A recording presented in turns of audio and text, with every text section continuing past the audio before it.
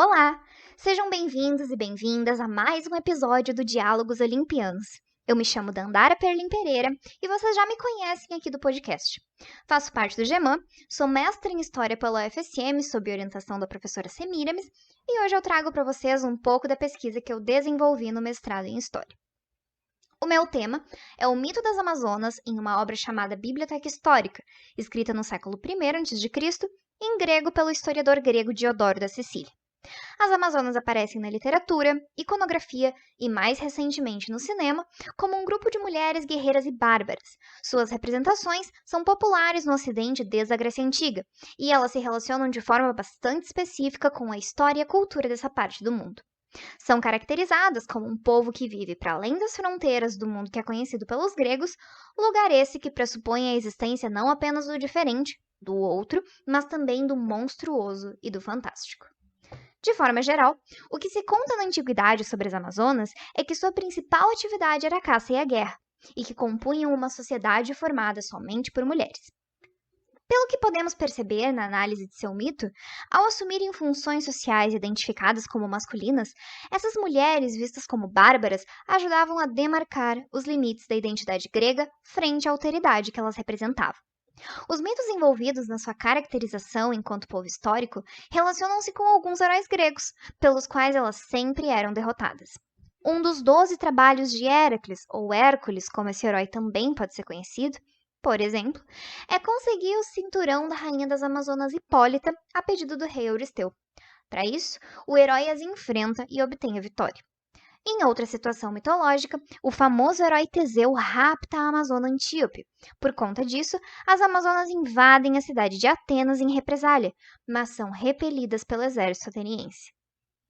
Ainda, durante a Guerra de Troia, as Amazonas se aliam aos troianos e a sua rainha, Pentesileia, é morta pelo herói Aquiles. Esses mitos, porém, apresentam uma série de variações conforme o autor antigo consultado. Algumas das principais sobrevivências das Amazonas são na geografia brasileira, como o Rio Amazonas, a Floresta Amazônica e o Estado do Amazonas, e na cultura popular, com a Mulher Maravilha. A Mulher Maravilha é uma heroína das histórias em quadrinhos, criada em 1941 pelo psicólogo William Moulton Marston. Em um artigo publicado durante o inverno de 1943 a 1944, intitulado Por que 100 milhões de americanos leem quadrinhos?, o autor comenta: se as crianças vão ler histórias em quadrinhos, não seria aconselhável dar a elas quadrinhos construtivos para ler? Essa citação a gente encontra no artigo na página 40. Assim, segundo Marston, o maior problema dos quadrinhos na época era destacar a masculinidade, deixando de transmitir em suas histórias o amor materno e a ternura, sentimentos essenciais para uma criança. Da mesma forma, os heróis demonstram força e generosidade, mas não amor, ternura, afeição e fascínio, porque essas seriam características femininas, e ninguém quer ser uma mulher. Ainda segundo Marston, abre aspas, nem mesmo as meninas querem ser meninas se o nosso arquétipo feminino não possui força e poder. Fecha aspas, essa citação está no artigo mencionado acima na página 42.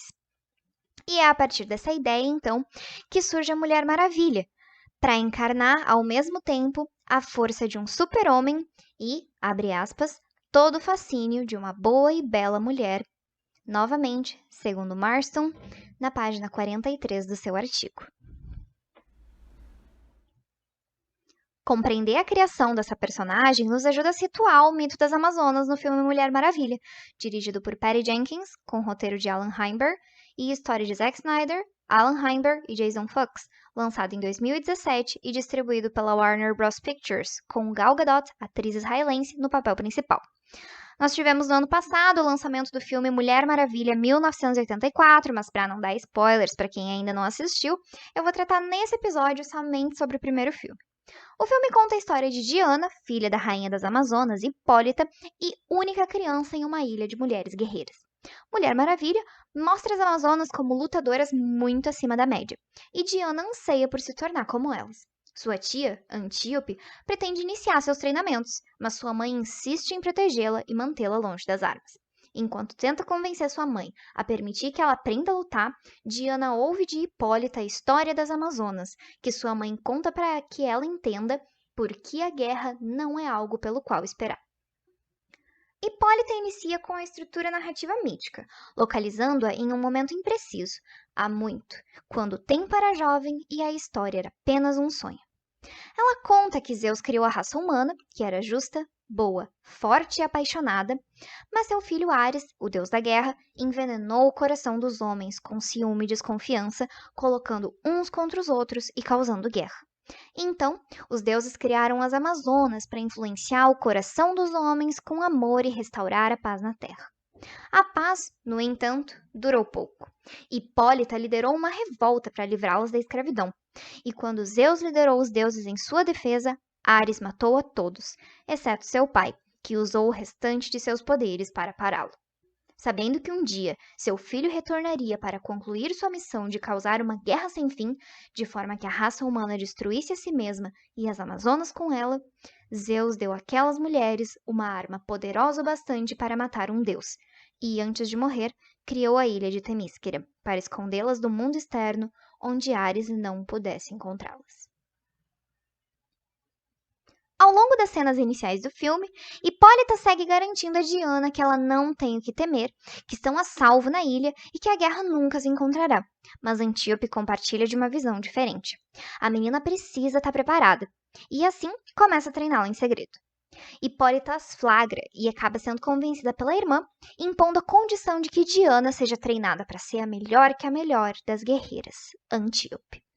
Eventualmente, quando Diana é adulta, a guerra chega até Temísquera, quando Steve Trevor, espião americano a serviço da Inglaterra, rompe a barreira mágica da ilha fugindo de uma perseguição alemã partindo da Turquia, onde roubou um caderno com informações sobre um gás letal produzido pela doutora Veneno, Isabel Maru, a serviço do general alemão Ludendorff.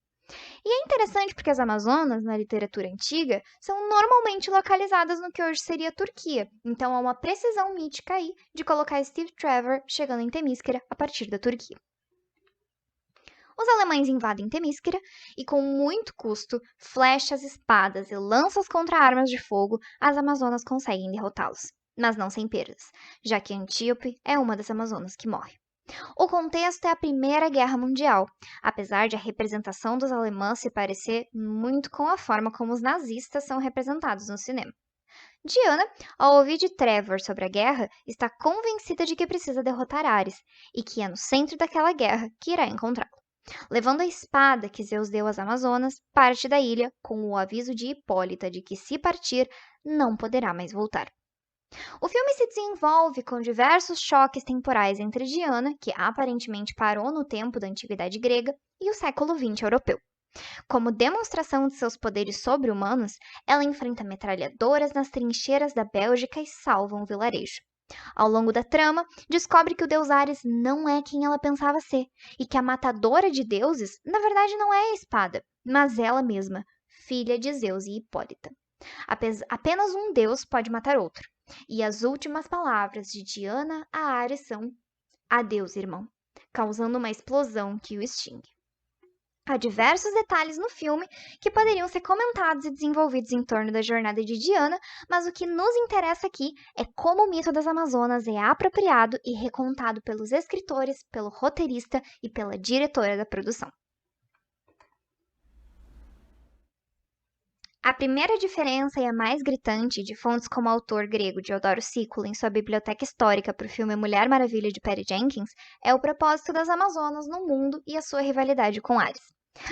Na antiguidade, os relatos escritos sobre essas mulheres contam como elas conquistaram e atemorizaram povos em uma grande extensão da Ásia e que apenas heróis conseguiram derrotá-las. Além disso, as Amazonas têm uma estreita conexão com o deus Ares, sendo muitas vezes consideradas filhas dele. Na antiguidade, essas mulheres tinham uma relação bastante clara com a guerra. No filme, elas ainda são guerreiras, mas as cenas apresentadas enquanto Hipólita conta a história das origens de seu povo demonstram algo diferente. O surgimento das Amazonas é retratado por meio de um grupo de mulheres nuas surgindo das águas no mar. Hipólita conta então como as libertou quando a paz foi rompida, e pela cena correspondente, entendemos que os homens escravizaram as Amazonas. Elas só então aparecem vestidas com armaduras e utilizando armas, o que faz parecer que, pelas atitudes humanas causadas por Ares, elas precisaram se tornar belicosas, quando o projeto inicial para elas, na verdade, era o de disseminar amor e paz. Diana acredita na integridade da raça humana e, pelo final do filme, percebe, mas também ouve pelas palavras de Ares, que a humanidade é corrupta por si só. Ares tenta convencê-la de que as pessoas não merecem a proteção dela, e Diana responde que acredita no amor. Independente das escolhas que a humanidade faz, a lição que recebemos das Amazonas em Mulher Maravilha é a de que o amor vence. Isso não somente é diferente do mito das Amazonas na antiguidade, como totalmente inverso. O que em geral aprendemos com elas no contexto greco-romano antigo é que seu orgulho e sua tirania contra os homens e os povos que elas submetem causam sua própria ruína. Mas por que no filme isso é retratado de forma diferente? Acreditamos que a produção de 2017 segue a tendência proposta por Marston em 1941 de que a Mulher Maravilha deveria encarnar as qualidades femininas que o super-homem não possui, e que a falta de amor no mundo dos quadrinhos poderia afetar as crianças leitoras. Assim, enquanto na antiguidade as Amazonas são um modelo do que a mulher não deve ser, insubmissa e orgulhosa, e o que não deve fazer, assumir papéis atribuídos aos homens como a política e a guerra, o filme Mulher Maravilha se apropria do mito das Amazonas para oferecer um modelo do que a mulher moderna deve ser: independente, capaz, forte e sensível. E ainda mais, nos convida a compreender que a humanidade é corrupta e cheia de falhas, mas que o que precisamos na atualidade é combater o ódio com amor para sermos capazes de viver em paz. Podemos perceber que, tanto na antiguidade como na contemporaneidade, o mito das Amazonas tem um apelo relacionado ao gênero bastante forte, e ao mesmo tempo nenhum questionamento sobre papéis masculinos e femininos. Correndo o risco de extrapolar as intenções por trás do filme, eu pontuo que o ódio é representado como um homem e o amor como uma mulher. O elemento da guerra está presente em ambos, mas enquanto Ares guerreia buscando o caos, Diana guerreia buscando a paz. Assim, o uso do mito como transmissão de modelos na sociedade contemporânea reforça estereótipos de feminilidade, utilizando o arquétipo da mulher guerreira como uma nova característica feminina incorporada a partir das lutas feministas. A negatividade original das Amazonas é retirada, já que o modelo de superioridade masculina transmitido por esse mito da antiguidade não serve mais para os padrões contemporâneos, apesar de o machismo e a misoginia ainda estarem muito presentes em nossa sociedade. O mito das Amazonas da antiguidade grega e greco-romana possui diversas aplicações políticas, mas na relação com modelos de feminilidade, essencialmente transmite aquilo que é o inverso da ordem grega, aquilo que é bárbaro. Dessa forma, o que podemos concluir é que o mito, de uma forma geral e enquanto narrativa, na atualidade, ainda tem um potencial de fascínio sobre nós, e que, por sua característica fluida, é passível de transmitir modelos e anseios de cada sociedade. O mito das Amazonas, veiculado pelo filme Mulher Maravilha, traz anseios de um mundo sem guerras, onde todos acreditem no amor, mas mantém a função antiga de delimitar o que é feminino e o que é masculino. Assim, as Amazonas deixam de ser a antítese do modelo de mulher grega para se tornar aquilo que a própria mulher grega, com o passar dos milênios e das descontinuidades históricas, deveria se tornar com o advento do feminismo, um modelo de mulher forte, mas ainda assim feminina. Bem, pessoal, chegamos então ao final de mais um episódio do Diálogos Olimpianos. Agradeço por me ouvirem, e se tu gostou do tema, eu sugiro que leia as autoras Adrienne Mayor, Paige Dubois, Josine Bloch ou o autor Walter Penrose Jr., que tem trabalhos acadêmicos incríveis sobre as Amazonas e que eu utilizei como referência na minha dissertação. Por falar em dissertação, eu defendi ela agora no dia 18 de agosto. Ela ainda não está publicada, mas em breve vai estar disponível no banco de teses e dissertações online da UFSM. Essas referências vão ficar disponíveis aqui na descrição do episódio.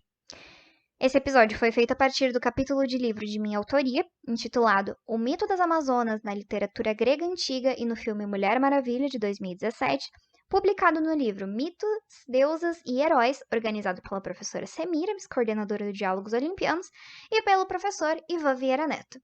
Eu lembro vocês para não deixarem de seguir nosso podcast nos aplicativos e agregadores de podcasts e também seguir o Geman no Instagram, Facebook e Twitter. E continuem ligados nos próximos episódios do Diálogos Olimpianos. Até mais!